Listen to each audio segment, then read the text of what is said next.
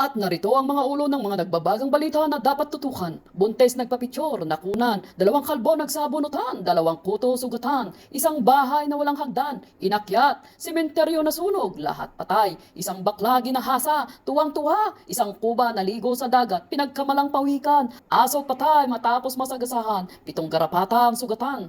Buntis binaril, fetus nakailag, airplane nag-crash, lahat patay, sabi ng survivor. Entrance, pinasok, basurero nagsampa ng kaso, binasura, nagtitinda ng suka, tinoyo, bulag na kapatay ang dahilan ng dilemang paningin. Nagtitinda ng tubig, namatay sa uhaw, bagong tuli, nagyabang, lumaki ang ulo, bagyong papalapit sa Pilipinas di natuloy dahil sa masamang panahon.